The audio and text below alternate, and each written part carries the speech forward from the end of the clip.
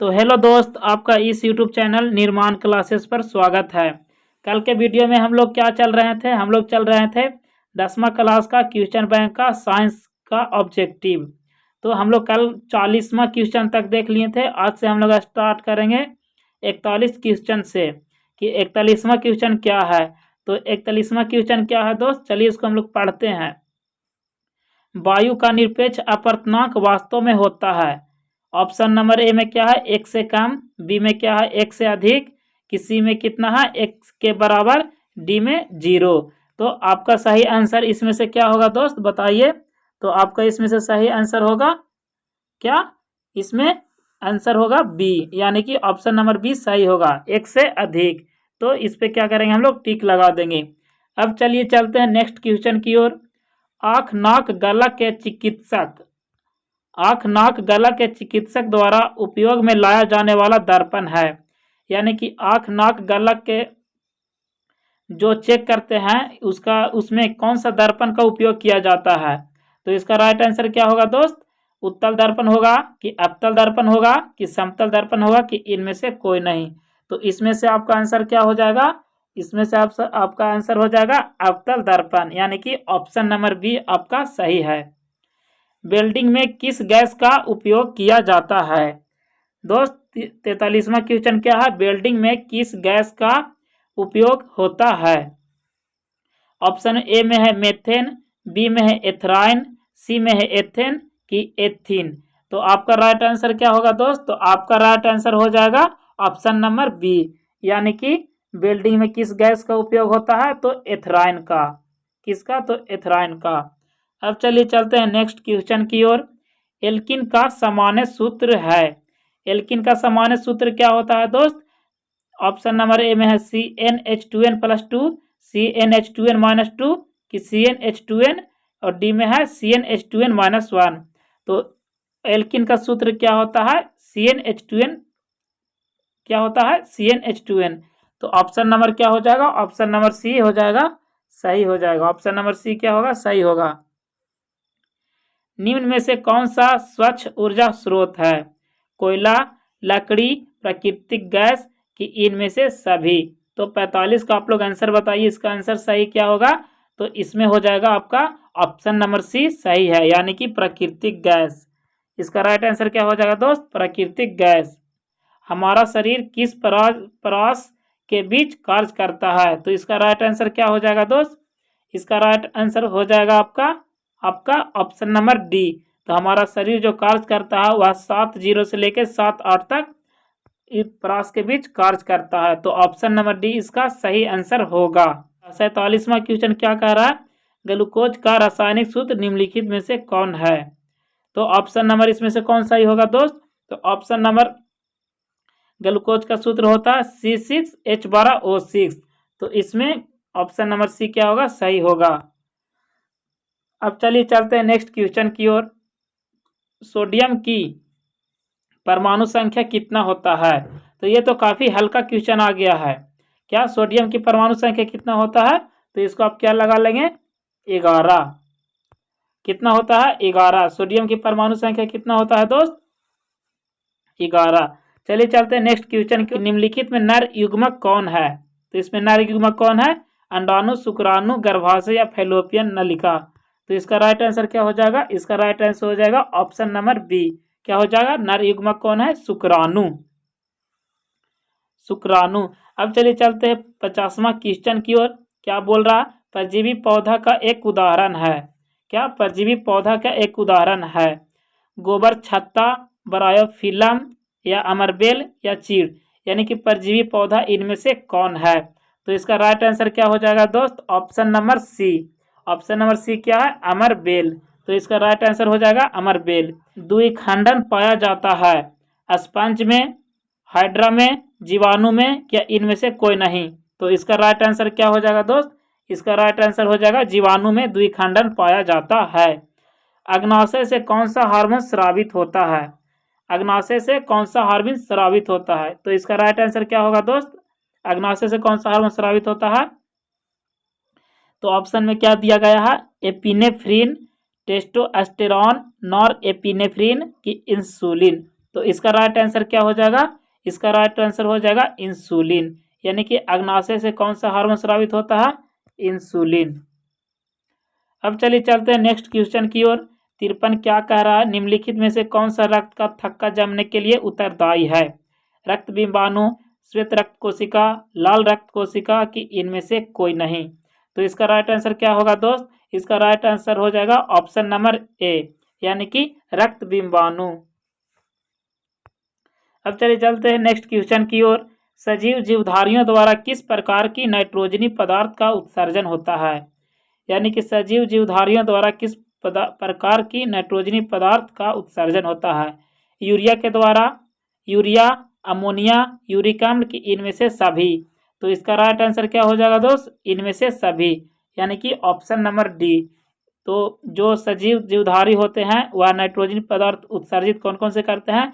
Urea भी करते हैं, अमोनिया भी करते हैं और यूरिक अम्ल भी उत्सर्जित करते हैं। चलिए चलते हैं 55वां क्वेश्चन की ओर। किशोरावस्था में होने वाले शारीरिक परिवर्तन का कारण है टेस्टोस्टेरोन, थायरोक्सिन, एस्ट्रोजन की ए और सी दोनों? यानी कि टेस्टोस्टेरोन और एस्ट्रोजन दोनों। तो इसका राइट आंसर क्या हो जाएगा दोस्त? इसका राइट आंसर हो जाएगा डी, ए और सी दोनों। ए और सी में क्या है? ए में है टेस्टोस्टेरोन और एस्ट्रोजन, दोनों के क्या होता है? दोनों के परिवर्तन के कारण किशोरावस्था में शारीरिक परिवर्तन होता है। शरीर का संतुलन बनाए रखता है क्रेनियम, सेरिब्रम, सेरिबेलम या मस्तिष्क स्टेम? तो इसका राइट आंसर कौन हो जाएगा दोस्त? इसका राइट आंसर हो जाएगा आपका option number C, option number C, यानी कि सेरिबेलम। क्या? तो सेरिबेलम संतुलन बनाए रखता है किसका? तो शरीर का। चलिए चलते हैं नेक्स्ट क्वेश्चन की ओर। मैग्नीशियम की परमाणु संख्या 12 है, इसकी संयोजकता क्या है?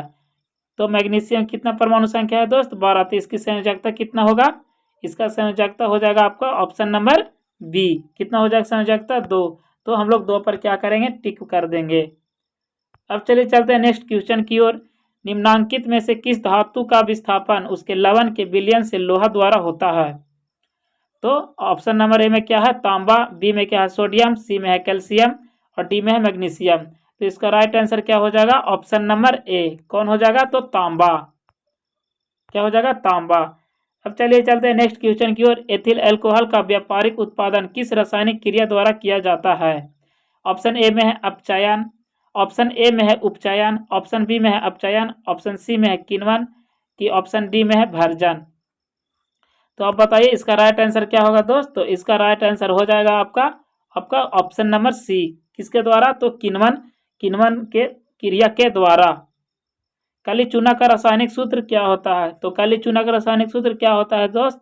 ऑप्शन नंबर ए में क्या है? CaOH का हॉल 2 की, बी में है CaO, CaH, CO3 का हॉल 2 CaCO3। तो इसका राइट आंसर क्या हो जाएगा दोस्त? इसका राइट आंसर हो जाएगा ऑप्शन नंबर बी। काली चूना का रासायनिक सूत्र क्या होता है? CaO। आयोडीन युक्त नमक है NaCl प्लस KiO3 की NaCl प्लस Ki कि सी, ए और बी दोनों? तो इसका राइट आंसर क्या हो जाएगा? इसका राइट आंसर हो जाएगा ऑप्शन नंबर सी, यानी कि ए और बी दोनों। प्लास्टर ऑफ पेरिस का रासायनिक नाम क्या है? Calcium sulphate, calcium sulphate monohydrate, calcium sulphate hemihydrate कि कैल्शियम क्लोराइड? तो इसका रासायनिक नाम यानी कि प्लास्टर ऑफ पेरिस का रासायनिक नाम क्या है दोस्त? इसका राइट आंसर क्या हो जाएगा? Option number C, calcium sulphate hemihydrate. Cathode किरणों में क्या उपस्थित रहते हैं? इलेक्ट्रॉन, प्रोटॉन, न्यूट्रॉन की इनमें से कोई नहीं? तो इसका राइट आंसर क्या हो जाएगा दोस्त? कैथोड किरणों में इलेक्ट्रॉन उपस्थित होते हैं। कवक में पोषण की कौन सी विधि होती है? कवक यानी कि कवक में कौन सा पोषण की विधि होती है? संभोजी, मृतोपजीवी, स्वपोषी की इनमें से कोई नहीं? तो इसका राइट आंसर क्या हो जाएगा दोस्त? इसका राइट आंसर हो जाएगा ऑप्शन नंबर बी, क्या? मृतोपजीवी। प्रतिरोधकों के एक संयोजन में से एक प्रतिरोध हटा लेने पर कुल प्रतिरोध बढ़ जाता है, यह संयोजित था। समांतर में, श्रेणीबद्ध में कहा नहीं जा सकता कि इनमें से कोई नहीं? तो इसका राइट आंसर क्या हो जाएगा दोस्त? इसका राइट हो जाएगा श्रेणीबद्ध में, यानी कि ऑप्शन नंबर बी। अब चलिए चलते हैं नेक्स्ट क्वेश्चन की ओर। एक कमरे में 66 वाट और 200 वोल्ट एवं 40 वाट और 200 वोल्ट के दो उपकरण 100 वोल्ट आपूर्ति से जुड़े हैं। कुल उपयुक्त शक्ति कितना होगा? इसका राइट आंसर क्या होगा दोस्त? ऑप्शन ए में है 25 वाट, बी में है 10 वाट, सी में है 15 वाट। तो इसका राइट आंसर क्या हो जाएगा? इसका राइट आंसर हो जाएगा ऑप्शन नंबर ए। कितना? तो 25 वाट। क्या हो जाएगा? Option number A. कितना? 25 वाट। अब चलिए चलते हैं नेक्स्ट क्वेश्चन की ओर। निम्नलिखित में कौन सा पद विद्युत परिपथ में विद्युत शक्ति को निरूपित करता है? यानी कि विद्युत शक्ति P बराबर क्या होता है? We I. P बराबर आई स्क्वायर, आर भी होता है, P बराबर वी स्क्वायर, आर भी होता है। तो इसका राइट आंसर क्या हो जाएगा दोस्त? ऑप्शन नंबर डी, इनमें से सभी। अब चलिए चलते हैं नेक्स्ट क्वेश्चन की ओर। उत्तल दर्पण में आवर्धन का मान महत्तम मान है। उत्तल दर्पण में आवर्धन का महत्तम मान कितना होता है, सो पूछ रहा है। तो ऑप्शन ए में है 2, बी में है 1, सी में है 1/2 और डी में क्या है? अनंत। तो इसका राइट आंसर क्या हो जाएगा दोस्त? ऑप्शन नंबर ए, यानी कि कितना होता है महत्तम? 2 होता है। विभवांतर मापा जाता है एमीटर द्वारा, वोल्टमीटर द्वारा या इनमें से सभी। तो इसका राइट आंसर क्या हो जाएगा दोस्त? Option number C. किसके द्वारा? तो वोल्टमीटर द्वारा। अब चलिए चलते हैं नेक्स्ट क्वेश्चन की ओर। निम्नलिखित में कौन सा कथन सत्य है? ए बराबर, ऑप्शन नंबर ए में क्या दिया है? वोल्ट बराबर एम्पियर भागा ओम, की बी में दिया है वोल्ट बराबर ओम भागा एम्पियर, कि सी में दिया है क्या? एम्पियर बराबर वोल्ट बट्टा ओम, या एम्पियर द्वारा ओम बट्टा वोल्ट। तो इसका राइट आंसर क्या हो जाएगा दोस्त? इसका राइट आंसर हो जाएगा आपका ऑप्शन नंबर ए, वोल्ट बराबर एम्पियर बट्टा ओम। निम्नलिखित पदार्थों में चालक है?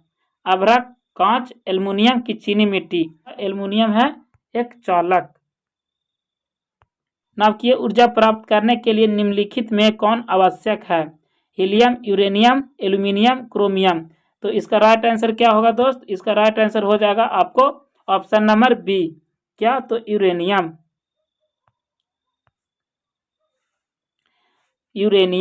निकट दृष्टि दोष को निम्नलिखित में किस लेंस के द्वारा हटाया जाता है? किसके द्वारा हटाया जाता है दोस्त? निकट के लिए, तो निकट के लिए अवतल लेंस की आवश्यकता होती है।